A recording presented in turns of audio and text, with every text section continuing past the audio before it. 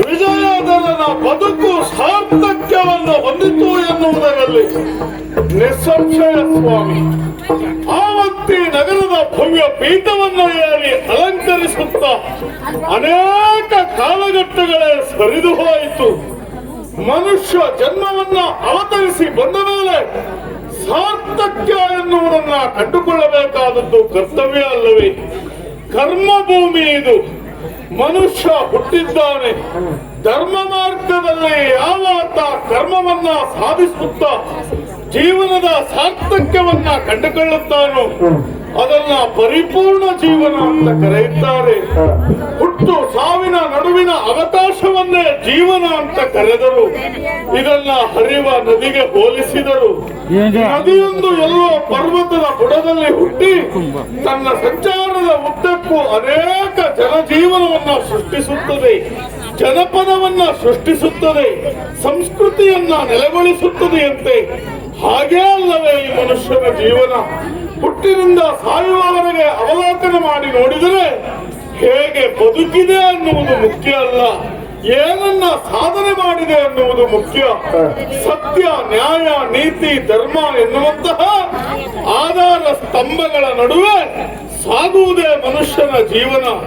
ಈ ಜೀವನದಲ್ಲಿ ಇದನ್ನೆಲ್ಲ ಸಾರ್ಥಕ್ಯಗೊಳಿಸಿಕೊಳ್ಳಲಿಕ್ಕೆ ಪೂರ್ವಿಕರಾದಂತಹ ಋಷಿಮುನಿಗಳು ತಮ್ಮ ಜೀವನವನ್ನೇ ಧಾರೆ ಎರೆದು ಅನೇಕ ವರ್ಷಗಳ ತಪಸ್ಸಿನ ಫಲಸ್ವರೂಪವಾಗಿ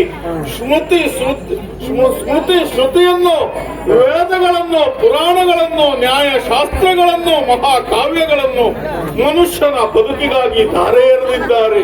ಗುರುಮಠ ಎನ್ನುವುದು ನಮ್ಮ ಅಂತಃಚಕ್ಷುವನ್ನ ತೆರೆದಿರುವಂತಹ ಅಂಧಕಾರವನ್ನು ಹೋಗಲಾಡಿಸಿ ಪ್ರಪಂಚದಲ್ಲಿ ಬದುಕಬೇಕಾದಂತಹ ಮಾರ್ಗವನ್ನ ತೋರಿಸುವಂತಹ ದೇವಸ್ಥಾನವಾಗಿ ಪರಿಣಮಿಸಿದೆ. ವ್ಯಕ್ತಿಯೊಬ್ಬನ ಜೀವನ ಆರಂಭವಾಗುವುದೇ ಅಲ್ಲಿಂದ ಅಲ್ಲವೇ? ಯೋಗ್ಯ ಗುರುಗಳಿಂದ ಯೋಗ್ಯ ಶಿಕ್ಷಣವನ್ನ ಪಡೆದು ಭವ್ಯವಾದ ಹಿನ್ನೆಲೆಯನ್ನ ತಿಳಿದು ಉದಾತ್ತ ಪುರುಷರ ಜೀವನದ ಯಶೋಗಾಥೆಯನ್ನ ಅರಿತು ನಡೆದಾಗ ನಮ್ಮ ಬದುಕು ಒಂದು ಸಾರ್ಥಕ್ಯಗೊಳಿಸಿಕೊಳ್ಳಲಿಕ್ಕೆ ಸಾಧ್ಯ. ಇದನ್ನೆಲ್ಲ ಅರಿತಂತಹ ವಿಜಯಧರ ಯೋಗ್ಯ ಗುರುಮಠವನ್ನ ಸೇರಿ ಯೋಗ್ಯ ಶಿಕ್ಷಣವನ್ನ ಕೈಕೊಂಡು ಮನೆಗೆ ಬಂದಾದ ನಂತರದಲ್ಲಿ ಕುಲದ ಪರಂಪರೆಯಂತೆ, ಮನೆಯವರ ಆಶಯದಂತೆ ಇಲ್ಲಿಯ ಕಟ್ಟವನ್ನ ಏರಿದೆ, ವೈಭವದ ಜೀವನವನ್ನ ಆರಂಭಿಸಿದೆ. ದೈವದ ಒಲುಮೆ ಎನ್ನುವುದು ಇಲ್ಲದೆ ಈ ಪ್ರಪಂಚದಲ್ಲಿ ಹುಲ್ಲು ಕಡ್ಡಿಯೂ ಕೂಡ ನಿಲ್ಲಲಿಕ್ಕೆ ಸಾಧ್ಯ ಇಲ್ಲ ಸ್ವಾಮಿ. ಅಣುರೇಣು ಚರಗಳಲ್ಲೆಲ್ಲ ದೈವ ಸಾಕ್ಷಾತ್ಕಾರ ಅನ್ನುವುದಿದ್ದರೆ ಮಾತ್ರ ಈ ಪ್ರಕೃತಿ ಎಂಬುದು ಸುಭಿಕ್ಷವಾಗಿದ್ದೀತು, ಹೀಗೆ ಸಾಗಿತು. ಇಲ್ಲದೆ ಹೋದರೆ ಮನುಷ್ಯ ಜೀವನವೇ ವಿನಾಶದ ಹೊತ್ತಿಗೆ ಹೋಗುತ್ತದೆ ಎನ್ನುವುದಕ್ಕೆ ಎರಡು ಮಾತಿಲ್ಲ ಸ್ವಾಮಿ. ಅಂತೆಯೇ ಈ ದಿವಸ ಓಲಗವನ್ನ ಇಟ್ಟಾಗ ದೂರದ ಹೇಮಪುರದಿಂದ ಲೇಖನವೊಂದು ಬಂದಿದೆ. ವೈಭವದ ನಾಗಪಂಚಮಿಯ ಉತ್ಸವ ನಡೆಯಲಿಕ್ಕುಂಟಂತೆ. ನಾಗಪಂಚಮಿ ಎನ್ನುವ ಹೆಸರನ್ನ ಕೇಳಿದ ಕ್ಷಣವೇ ನನ್ನ ಮೈಮನ ರೋಮಾಂಚನವಾಯಿತು. ಯಾಕೆಂದರೆ ಈ ಭೂಮಿಯ ಮೇಲೆ ನಾವು ಕಾಣುವಂತಹ ಪ್ರತ್ಯಕ್ಷ ದೇವರೆಂದರೆ ನಾಗಗಳು, ಗೋವುಗಳು ಅಲ್ಲವೇ?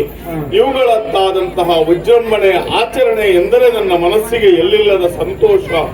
ನಾಗಗಳೇ ಈ ಪ್ರಕೃತಿಯ ಸಂಪತ್ತಿನ ಸಂಕೇತ ಅಲ್ಲವೇ? ನಾವು ನಿಂತಿರುವಂತಹ ಈ ಭೂಮಿಯನ್ನ ಹೊತ್ತಿರುವುದು ನಾಗರ. ನಮ್ಮದ್ದಾದಂತಹ ಜ್ಞಾನದ ಸಂಕೇತವಾಗಿರುವುದು ನಾಗರ. ಮನುಷ್ಯನ ಆರೋಗ್ಯದ ಸಂಕೇತವಾಗಿರುವುದು ನಾಗಗಳು. ಸಂತಾನದ ಸಂಕೇತವಾಗಿರುವುದು ನಾಗಗಳು. ಸಂಪತ್ತಿನ ಸಂಕೇತವಾಗಿರುವುದು ನಾಗಗಳು.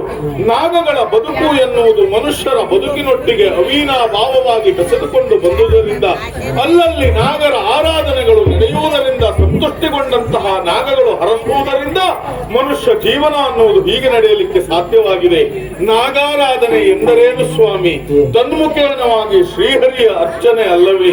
ಈ ಸೃಷ್ಟಿಯ ಸಮಸ್ತವನ್ನು ತನ್ನೊಳಗೆ ಒಳಗಾಗಿಸಿಕೊಂಡಂತಹ ಬ್ರಹ್ಮಾಂಡೋದರ ಭರಿತನೆಂಬ ಹರಿಯ ಸೇವೆಯನ್ನ ಮಾಡಿದಂತಹ ಪುಣ್ಯವೇ ಅಲ್ಲವೇ ನಾಗಗಳ ಸೇವೆಯನ್ನ ಮಾಡುವುದರಿಂದ? ಅಂತಹ ನಾಗನನ್ನೇ ತನ್ನ ಹಾಸಿಗೆಯಾಗಿ ಹಾಸಿಕೊಂಡವ ಹರಿ. ಹರನಾದರೂ ಕಡಿಮೆ, ನಾಗವನ್ನೇ ಕೊರಳಿಗೆ ಆಭರಣವಾಗಿಸುವವ.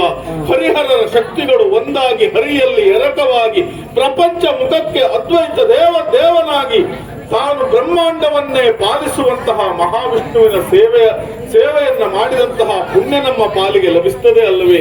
ಇಂತಹ ಸಂತೋಷದ ಸುದ್ದಿಯನ್ನ ಕೇಳಿದ ನಾನೊಬ್ಬನೇ ಹೋಗುವುದಲ್ಲ, ನನ್ನ ಅರಮನೆಯ ಬಂಧು ಬಳಗವನ್ನ ಕೂಡಿಕೊಂಡು ಪೂಜಾ ಸಿದ್ಧತೆಗಳೊಂದಿಗೆ ನೇರವಾಗಿ